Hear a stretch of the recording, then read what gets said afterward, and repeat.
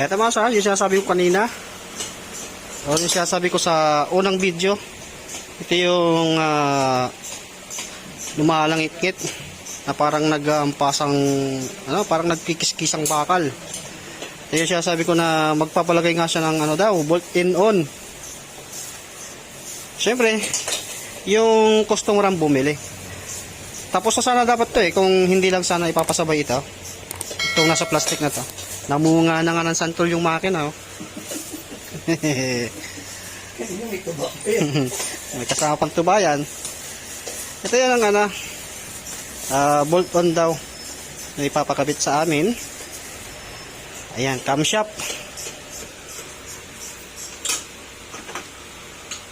Ayan. Bolt on. Tapos sasabay niya yung spark plug. At ito. Papasabay niya rin to. Ayan. Tapos pinaka-importante yung spring. Kapag once magpapalit kayo nito, magbo-bolt on kayo, sasama nyo lagi yung spring. Pagitan pinagkaiba kasi ng stock spring sa ganitong mga spring. Yung layo ng turn ng spring matataas. Saka 1 2 3 4 5 6. Tingnan natin ng mamaya pag compare natin. Kasi kapag lumubog yan, dapat hindi yan sumasagad yan. Hindi dapat sumasagad yan. Kasi papalya pag sumagad yan. Kaya nagpapalit din tayo ng ganitong spring. Yan. Okay, kakasin muna natin to. Tapos na sana dapat to timing na yung makina kaso mahilig sa matulin yung mayari. May power. Dahil naka-pipe to, ay i-remap pa rin natin to. I-remap natin to. Para makuha na rin at matesting na rin daw. Tapos syempre susukatin ko yung lip nito.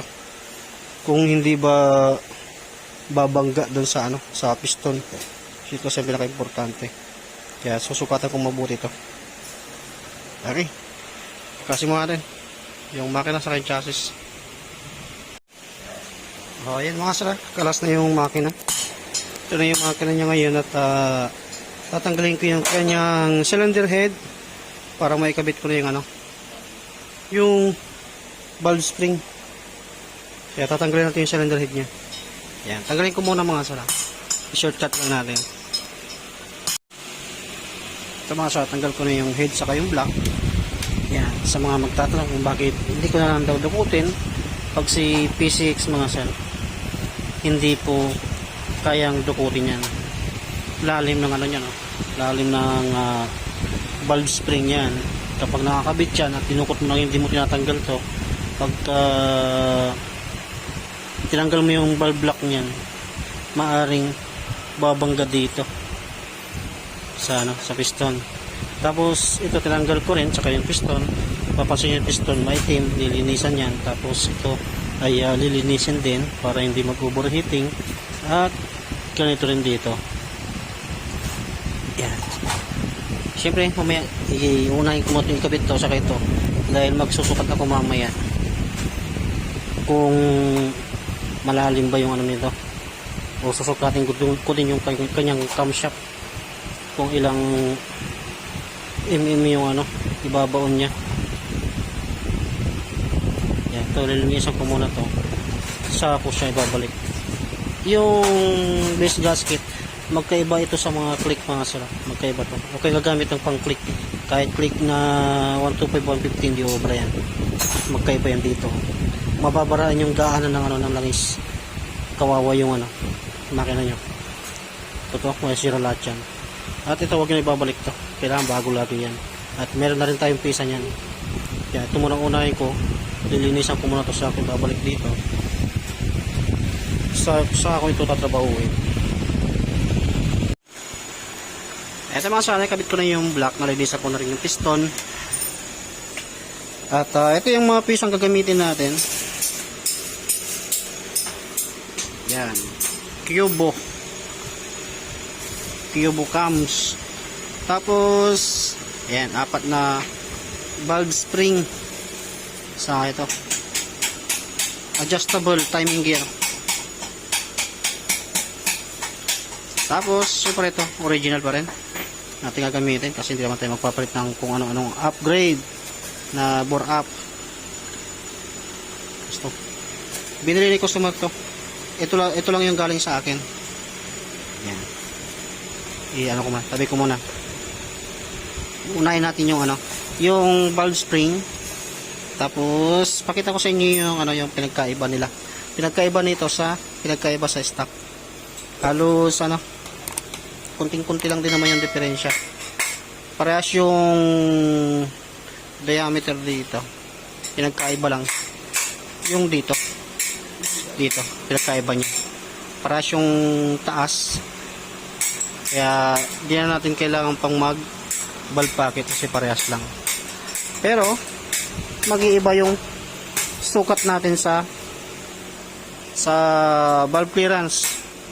Kasi sa mga ganito kasi mga sir ay talagang mag-iiba.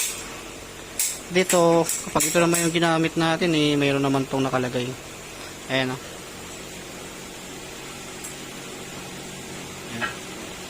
Tapit 12 saka 16 na yung magiging clearance natin dito sa valvula nya. Pero unahin ko muna to. Yan, unahin ko muna to. At ito mamaya linisan pa natin yan. Inuna ko lang muna yung replacing dahil ipapalit ko muna to at tatanggalin din naman yan, malilinisan ulit. Sinukatan ko na to, parehas ng taas nito, parehas ng diameter nito, sa baba lang talaga. Okay, tanggalin ko muna to.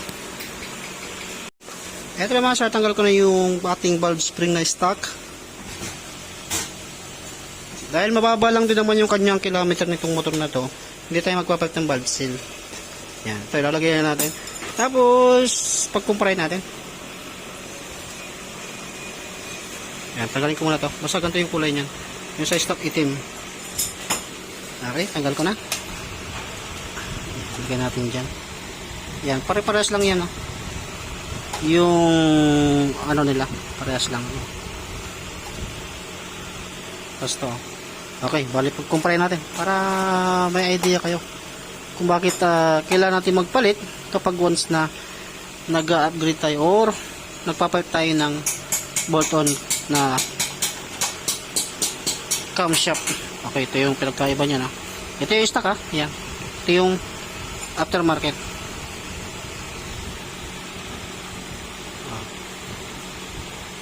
Ba, layo. Kasi hindi pwedeng ito gamitin dahil baka mamaya ito dahil nga medyo magkalapit pagka lumubog yan at magkukompress na yan, magdidikitan yan, papalya yung motor. Kaya kailangan natin magpalit yan. Kung stock ang gagamitin mo, kahit ito ang gagamitin mo, walang problema kung stock comes. Dahil nga bolt on, kasama yan. Okay, lalagay ko na to Yan.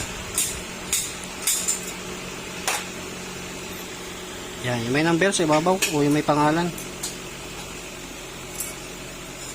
Okay, tapos yung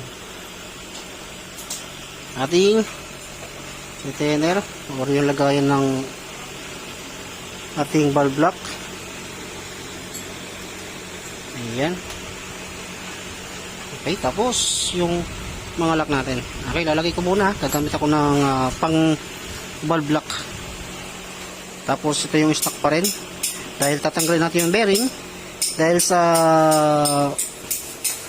bolt on na na ganito ay walang kasamang bearing. Ang kasama lang dito yung ganitong bearing.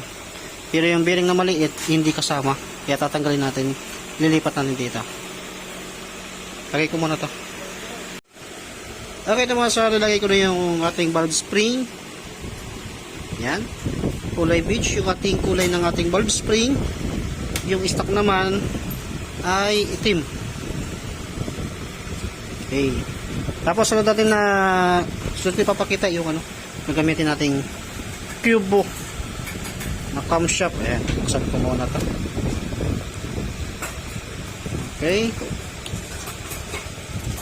Ayan, wala siya kasamang bearing mga sir. Ang kasama lang dyan yung malaki. Yan ang part dito ng ng cam gear. Dito wala kasama. Okay, buksan ko muna to. Para yan, ito na yung ating camshaft. Yan, yung pangalan nyo. Yan.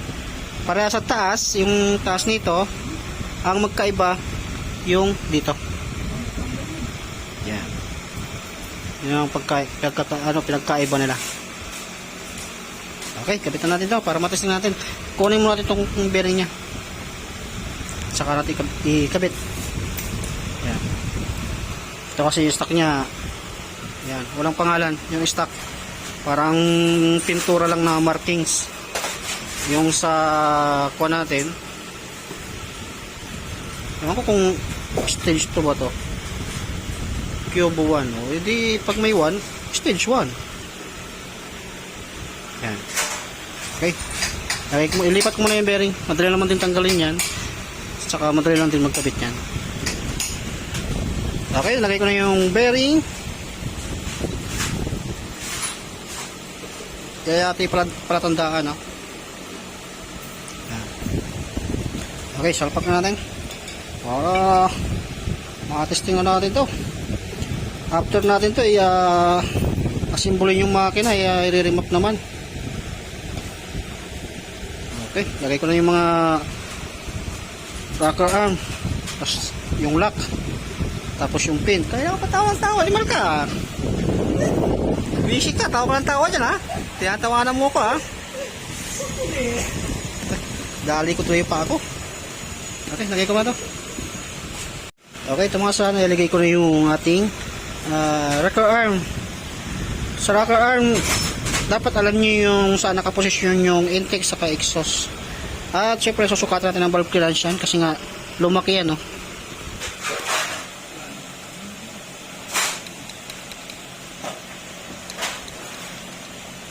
Yan, kasi nga bumaba na yung, yung pinaka rampahan ng roller na to, yung sa camshaft. Mamaya ko na to chuchun up. Pagka nilagay ko na doon, lalagay ko muna yung mga natitirang pisa. Ito. Saka yung gasket. Dowel pin, huwag nyo rin kakalimutan. Okay, lagay ko muna to doon. Okay, yung mga sarap, lagay ko na yung head pero hindi ko pa nakikita yung mga bolts. Papasilip ko lang muna sa inyo yung TDC or top dead center. Yung guhit na yan, tapat nyo rito. Tapat yan. Tapos sa part naman ng camshaft, ang timing, sundan nyo lang yung tornilyo kasi may iba na to. Yan.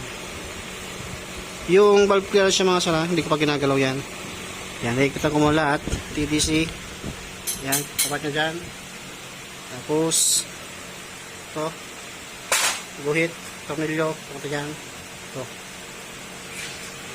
Yan, pakita ko sa inyo mamaya yung yung sukat ng valve clearance. Hindi pa ginagalaw yan, stock pa rin yan. Makikita nyo na malaki na yung pinagbago nyan. Okay, tamaso, susukatan ko muna bago palikitan to. Para kuwan. Ito, apasin yung mga sala. Ginamit ko rito 12 saka 2 saka gis. Para makuha ko yung 12 na nakasaad dun sa karton. Yan yung susundin natin kasi iba na yung cams nito. Ayan, sobrang laki. Ayan, lawlaw. Okay, adjust muna 12 saka 16, 12, 16. Gamit kayo ng pillar gauge. Ayan, sukatan mo natin kasi babalikin natin lahat. Huwag nyo kalimutan na meron kayong hindi mahigpitan na tornilyo kasi sayang yun, masisira yung ating makina. Tapos lagyan nyo ng langis to. Langis mo nalagay nyo, saka nyo ilagay yung takip para pag pinag-stretch nyo siya hindi tunog timing chain. Eto na mga sala, buo na yung makina. Yan, pagsasamayan natin yung makina sa kayong chassis. Medyo natagalan tayo ng konti sa pag-assemble ng makina dahil dun sa sa cam gear. Ito spring ko lang din. Tinanggal natin ulit o tinanggal ko ulit yung kanyang ito. Ayan, binalik natin yung stock niya uli mga sir. Dahil hindi siya hindi siya lapat. Pagka kinabit mo to at kinabit mo na rin yung yung water pump, hindi na iikot kasi tatama dito sa tornilyuhan.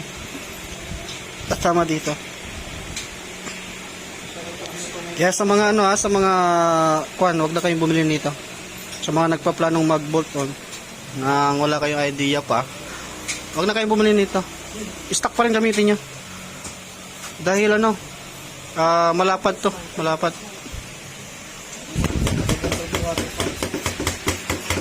Ito tumatama dun sa sa tornilyuhan pala ng tornilyuhan pala ng camshaft.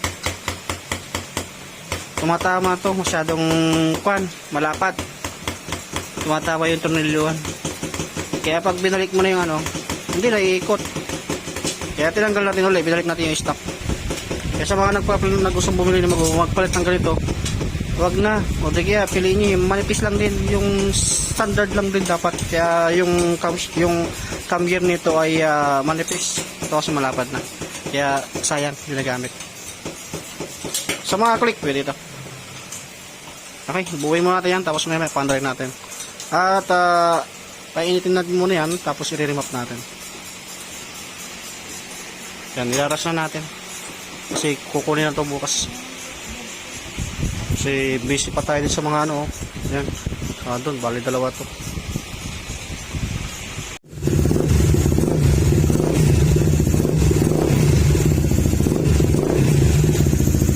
Okay, yan mga sara, maandar na yung unit. Yan, tahimik yung makina niya.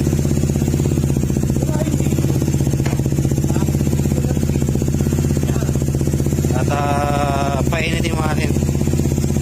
Sasalit natin yung ulan. Yan, bolt on.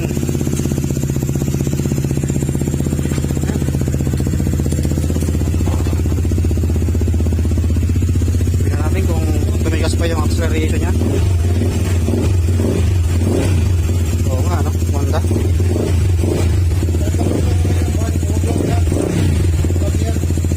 Yan, parang mga itabucho. Ayan, tahimik yung makina niya, naririnig yun, yung sagit-sit lang ng hangin dito. Tahimik yung makina niya. At susunod natin gagawin dito ay i-remap naman mga sir, para bumagay. Pagka naka-bolt on ka, syempre lalakas yung hatak ng makina mo, pero hindi naman dun ganun kalakas kasi nga hindi naman tayo nag-bore up. May dulo, pero kailangan mo tulungan ng pangilis para suabing-suabe.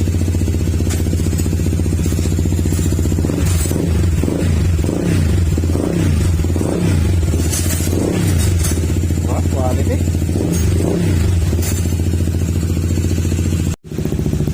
Okay, pinahit natin ang pinainip. At ang susunod natin gagawin ay i-remap naman na para bumagay yung yung bolt on saka sa pipe kasi naka pipe siya.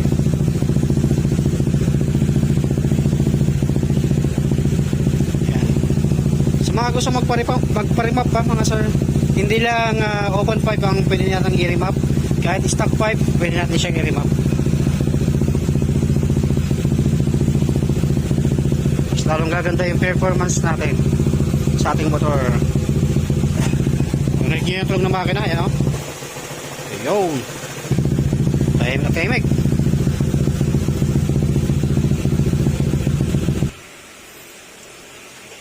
Bago tayo mag-remap, ipapactory reset muna natin kasi kinalas-class natin yung mga socket sensor. Saka i-remap ulit.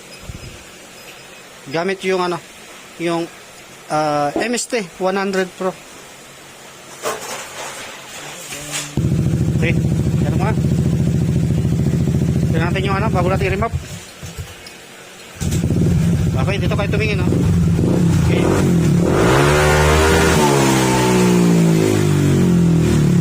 Yan. 9,000 lang. 9,000 RPM. Ayan, i-remap natin. Tapos testing natin ulit.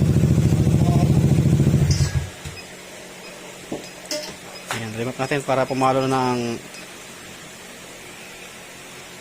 10 plus 10,000 RPM mahigit. Ayan. Sige. Plus 5 yung ilalagay natin. Kung meron kayong MST, yan maiintindihan nila yung plus 5.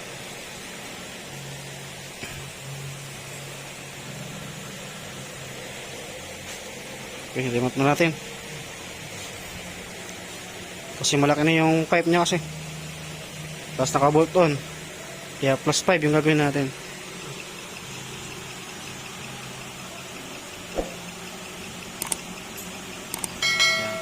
Ihintayin natin mapuno yan. Pag napuno yan, ay tapos na yung pagre-remap natin. Saka, ito kasi hindi pwedeng i-off yung yung susian. Pag in-off natin yan, ay hindi aandar yung motor. May interrupt yung files. Hindi aandar yung motor. Magsisimula ka ulit mag-remap para umandar. Saka ayan, mag-check engine yan kapag ka nagre-remap. Okay, tayo natin matapos. Okay, tapos na tayong mag-remap.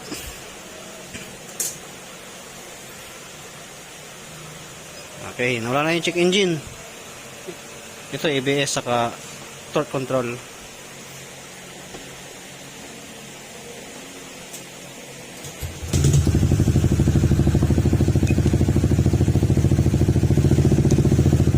Okay, check natin yung dito kayo titingnan dito sa ilalagay ko yung highlight.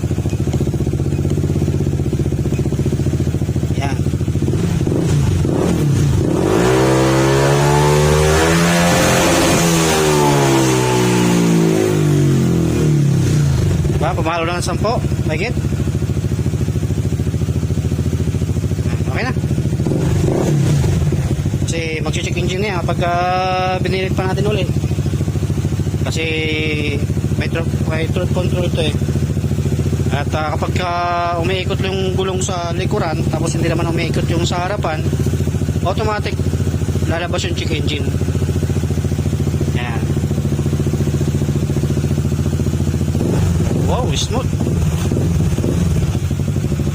Yan, hindi ko na lang maibibidyo yung sa pag-road test nito kasi wala naman tayong pang test. Pero suabe. Yan. Okay, cover na lang ang kulang nito mga sir. Yan, pero hindi ko na ibibidyo. Dito ko na tatapusin yung ating video sa TDB na to. Yan. Dito na tapos yung pag-remap at pag-bolt on. Yan, bolt on kasi nakalagay naman doon sa camshaft. Camshaft yung bolt on na yan. Yan. Okay.